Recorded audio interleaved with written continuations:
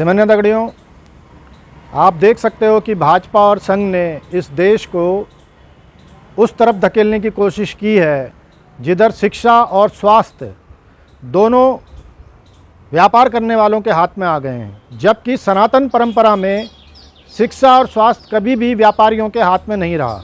एक ब्राह्मण जो है उसे शिक्षा देने के लिए दीक्षित किया गया। सनातन परंपरा में कहा गया कि ये ब्राह्मण है, मगर वो उस शिक्षा के बदले कुछ मांग ऐसे नहीं सकता था कि कोई निश्चित किया गया हो। जो दीक्षा दी जाती थी उसके जगह सनातन परंपरा में कुछ मांग नहीं की जाती थी। और सनातन परंपरा में अगर आप स्वास्थ्य को देखेंगे और शिक्षा को देखेंगे तो ये हमेशा अलग रहे। मगर जो हिंदुत्व की बात करते हैं, जो सनातन धर्म की बात करते हैं, उन्होंने शिक्षा और स्वास्थ्य को व्यापारिक दर्जे में धकेल दिया है। ये एक व्यापार बना दिया गया है जिससे देश में एक अलग स्थिति उत्पन्न हो गई है। योग्य व्यक्ति को नहीं चुना जा पा रहा है क्योंकि इसमें अब व्यापारी घुसाए हैं। वो सिर्फ और सिर्फ उनका धर्म केवल पैसे कमाने रह गया है। इसलिए आज इस देश में अच्छी शिक्षा का अकाल हो गया है। अच्छे विद्वान लोग यहाँ शिक्षा ग्रहण नहीं कर पा रहे। जो लोगों को अच्छी शिक्षा ग्रहण करनी होती है उनको बाहर जाना पड़ रहा है, और हम अपनी पुरातन संस्कृति से भी लोगों को नहीं जोड़ पा रहे हैं। हमने संस्कृत में कितना आगे विस्तार किया है ये कि आप देख सकते हैं। हमने पुरातन संस्कृतियों में कितना विस्तार किया है ये आप देख सकते हैं। हम रोज़ ये गाते हैं कि हम विश्व में पहले से ही अद्वितीय रहें, विश्व गुरु रहें, मगर आज की तारीख में हमारे पास उस विश्व गुरु होने के महिमा मंडन करने के अलावा हमारे पास कुछ नहीं है। तो ये सोचने की बात है कि हमने कम से कम इन 10 सालों में जो लोग कह रहे थे इस तरीके से, तो हमने क्या ऐसे विश्वविद्यालय बनाए जहाँ हमारी पुरातन संस्कृति को हमने पुनर्जीवित किया हो? क्या हमने ज्योतिष के ऐसे विश्वविद्यालय बना दिए? क्या हमने जो हमारे सनातन परंपरा में ऐसे ऐसे विमान थे जो सूर्य तक पहुंचते थे, अन्य ग्रहों तक जाते थे, क्या उस दिशा में कार्य करने के लिए हमने कुछ विश्वविद्यालय बनाए? नहीं बनाए। हम कौन से विश्वविद्यालय बना रहे हैं? जितने में हमारा एक डिग्री कॉलेज पुराने ज़माने में नहीं होता था, आज व्यापारी उतनी सी जगह में एक विश्वविद्यालय खोल के बैठ गया है।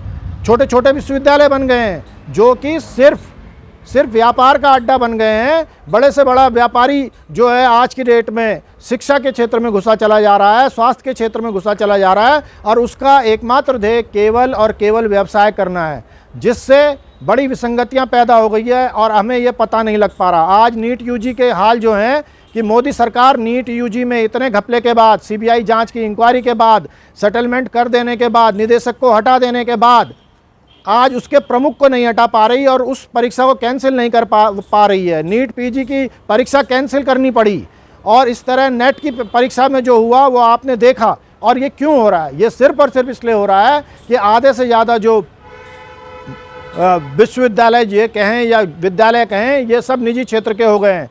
भारतीय जनता पार्टी ने व्यक्तिगत रूप से इन 10 सालों में कितने सरकारी शिक्षा संस्थान खोले, कितने मेडिकल कॉलेज खोले, इसकी कोई गिनती नहीं है। और इसकी भी कोई गिनती नहीं है कि इन्होंने कितनों को अनुमति दी, जो कि आज की तारीख में अगर आप उनका इंस्पेक्शन कर लें तो उनकी अनुमति नहीं दी जा सकती, क्योंकि पैसे से सारा फर्जीवाड़ा किया जा रहा है। इस देश को सिर्फ पैसे की ओर धकेला जा रहा है। पूंजीवाद की ओर ये देश जाएगा तो आप पिसेंगे, हम पिसेंगे, हम सब पिसेंगे।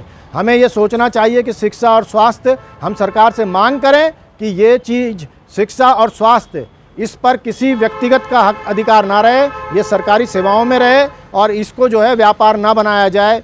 जब तभी ये भारत जो है विश्व गुरु बन पाएगा, तभी हम पुरातन संस्कृतियों को आगे लेके जा पाएंगे। अगर सरकार को अपनी सनातन परंपरा से जरा भी प्यार है तो सनातन परंपरा में ज्योतिष के विश्वविद्यालय बनाए, वो विश्वविद्यालय संस्कृत के बनाए, क्योंकि संस्कृत में अनेक अंदर उसके भी सब्जेक्ट्स हैं। संस्कृत तो एक भाषा है, उसके व्याकरण अलग है। तो इन चीज़ों को देखते हुए सनातन परंपरा में जो पहले हमसे छूट गया, जो बिछड़ गया, उसके लिए सरकार कार्य करे, ना कि सनातन परंपरा का नाम लेते लेते सब चीज़ व्यापारिक हाथों में दे दे। अगर सब चीज़ किसी बिजनेसमैन के हाथ में है तो वो तो उससे व्यापार ही करेगा। तो इसलिए चाहिए कि शिक्षा और स्वास्थ्य दोनों चीज़ें केवल निजीकरण इसमें से ख़त्म हो, ये सरकारी क्षेत्र में जाए, और सरकार जो नौकरियां हैं उनको देने का काम करे। उनमें सालों साल नौकरियों में भर्ती नहीं कर पा रही, तो जो सरकार भर्तियां नहीं कर पाएगी वो देश कैसे चलाएगी? ये सोचने की बात है कि जो सरकार भर्ती नहीं कर पाएगी वो देश कैसे चलाएगी? जो परीक्षा सुनिश्चित नहीं करवा पा रही वो देश को कैसे सुनिश्चित कराएगी कि वो देश की सुरक्षा अच्छी होगी? तो ना तो सुरक्षा अच्छी हो पाएगी जब एक परीक्षा आप नहीं करवा पा रहे, हर जगह घपले मिल रहे हैं, बच्चे हमारे इस तरीके से चिल्ला रहे हैं। तो ये देखने की ज़रूरत है और इसे बदलने की ज़रूरत है, और इसीलिए आप सबको बोलने की ज़रूरत है कि शिक्षा और स्वास्थ्य इसका निजीकरण ख़त्म हो, तभी इस देश में कोई सुधार होगा। धन्यवाद।